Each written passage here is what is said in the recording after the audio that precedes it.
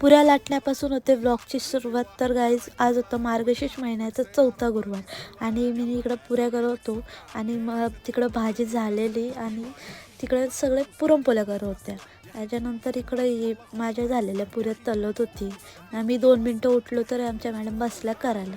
हिने केलेली देवीला वेणी तर ती बसली नाही म्हणून तिने खालीच अशी ठेवली. त्याच्यानंतर ही केलेली हिने मिरचीची पुरी भक्तीसाठी तिला टेस्ट करायला ते तर काही झालं नाही.